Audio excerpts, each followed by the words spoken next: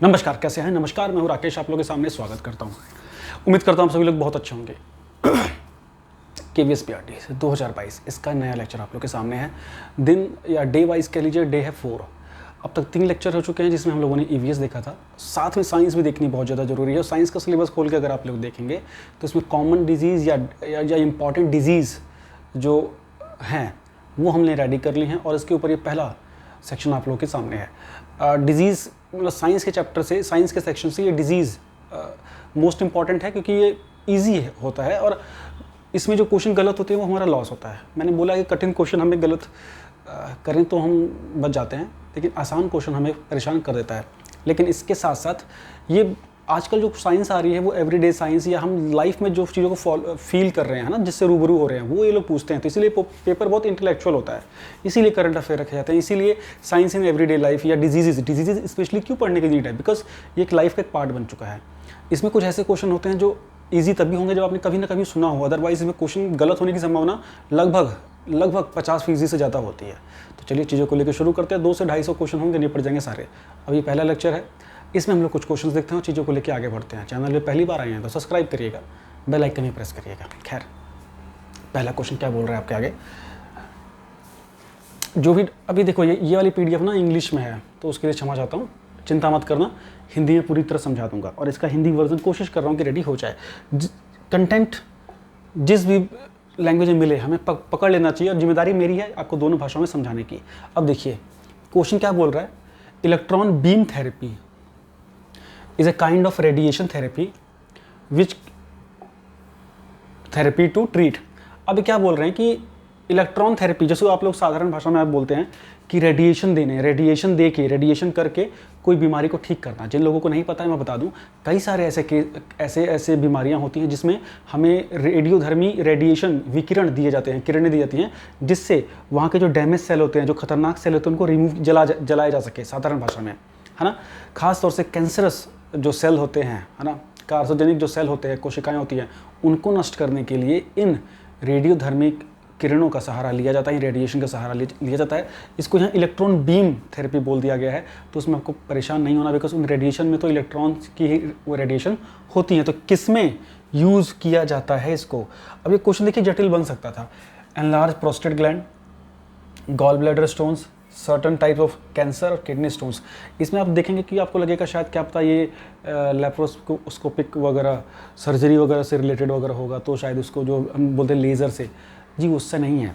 आपको यहाँ ध्यान से देखना है, certain type of cancers. Electron beam therapy का खास तौर से जो यूज़ होता है वो कैंसरस डिजीज़ में किया जाता है। लिम्फोमा जैसे डिजीज़ में इसका काफ़ी यूज़ किया जाता है। इसके अलावा जो और भी जो मैलिग्नेंट कैंसरस सेल होते हैं उनको रिमूव करने के लिए, देखिए कैंसर डिजीज़ के ट्रीटमेंट के कई चरण होते हैं जिसमें ऑपरेशन होता है, इसके साथ साथ कीमोथेरेपी होती है।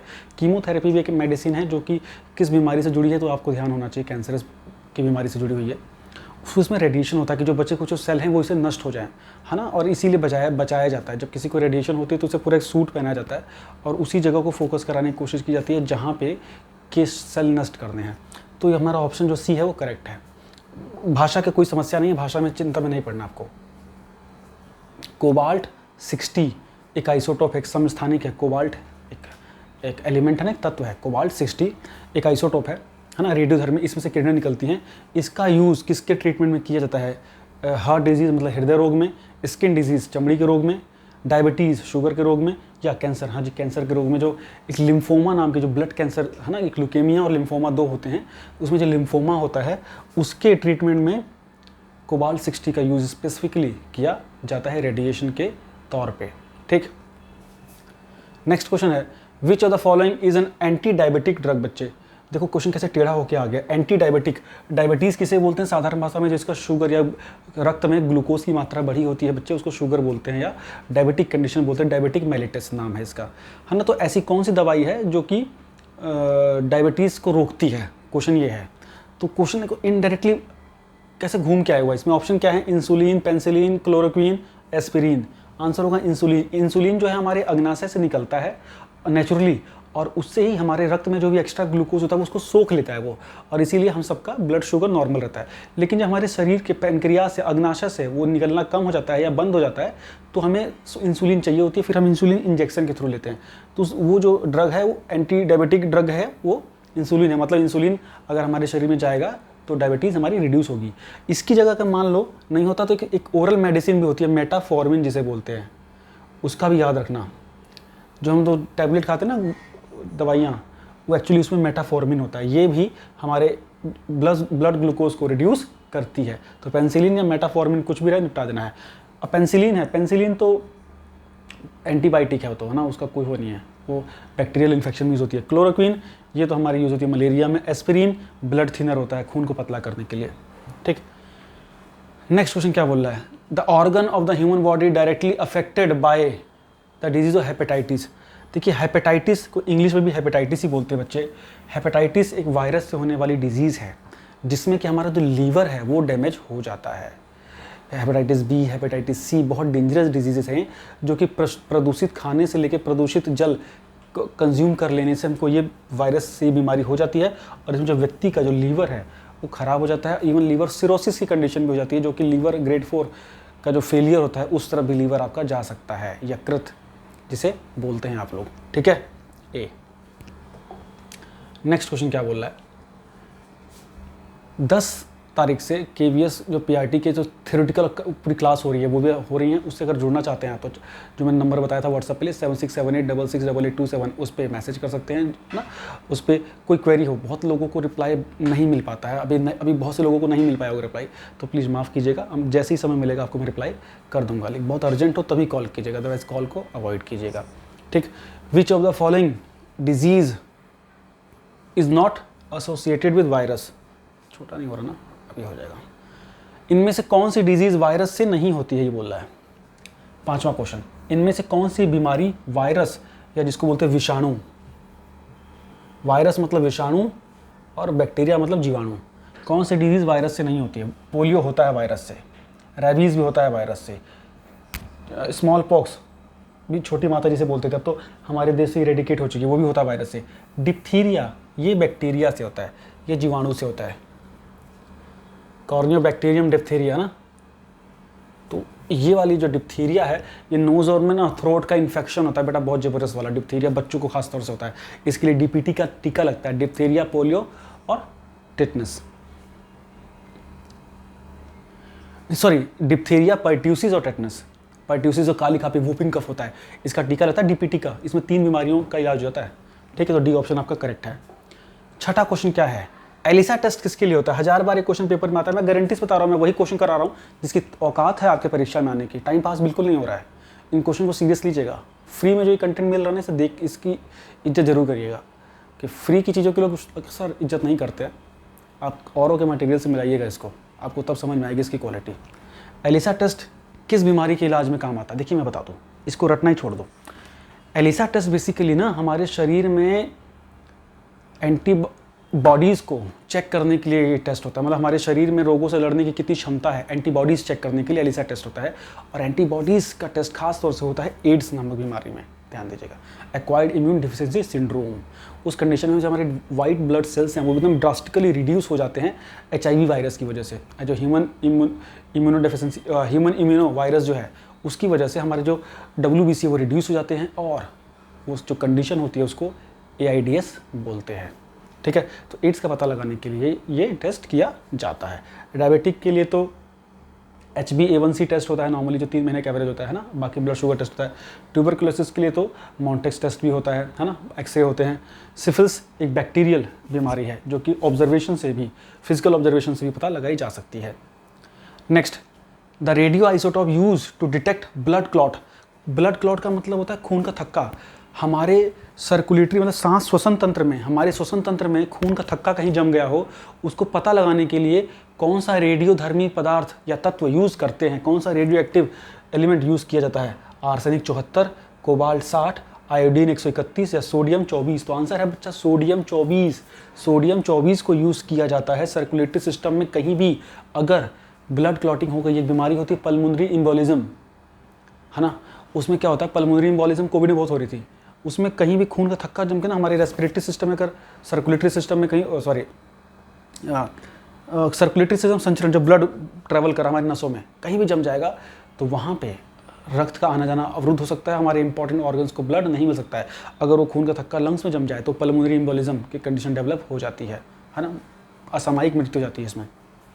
8वां question, keeping pigs away from human settlement helps in the eradication of, सूअर जो होते हैं उनको ह्यूमन से दूर रखने से कौन सी बीमारी से बचा जा सकता है? एक वायरस से होने वाली बीमारी, या फ्लेवराइड जो वायरस होते हैं उनसे होने वाली बीमारी होती है जैपनीज एंसेफ्लाइटिस, है ना, जापानी बुखार जिसे आप लोग बोलते हैं, उससे बचा जा सकता है। वो जो सूअर होते हैं वो उसका बड़ा करियर होते हैं। बी ऑप्शन आपका करेक्ट है। लेक्चर कैसा लग रहा है प्लीज़ मुझे बताइएगा।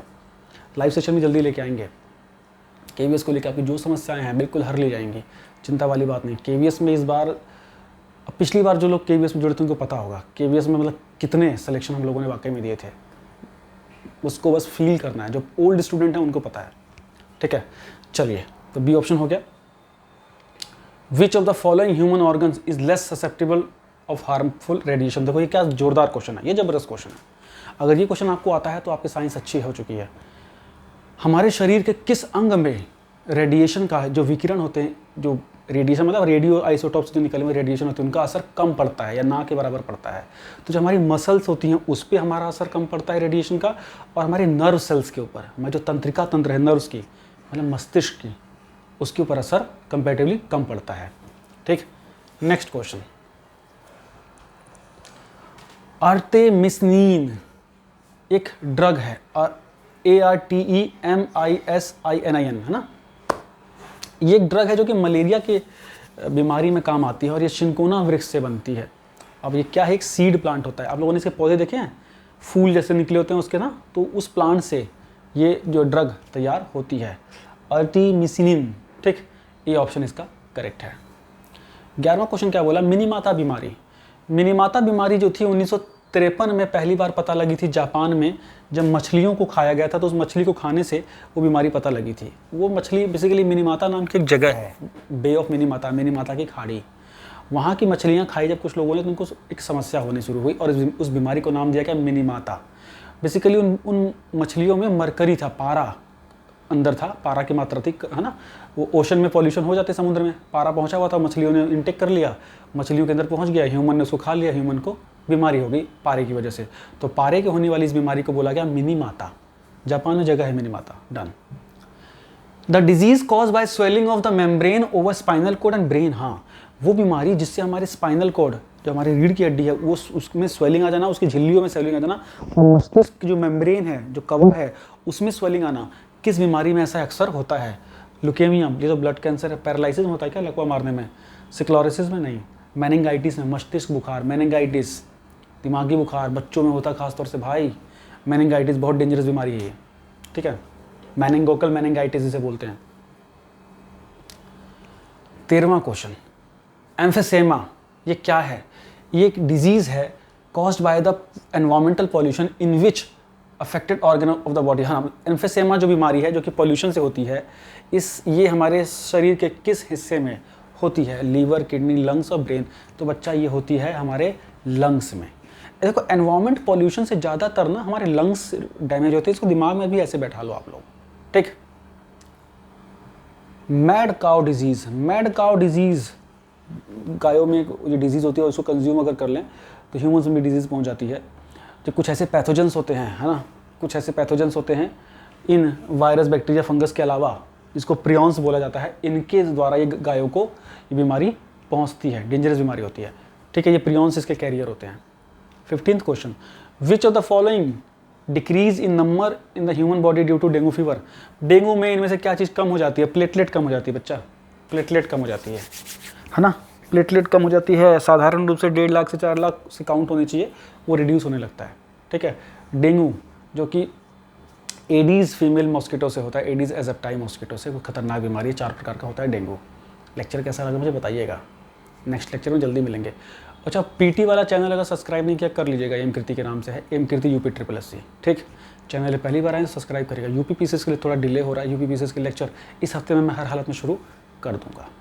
चैनल पर पहली बार आने के लिए या आपको फिर से देखने के लिए थैंक यू सो मच, और ऐसे ही साथ बनाए रहिएगा। Thank you so much, bye bye.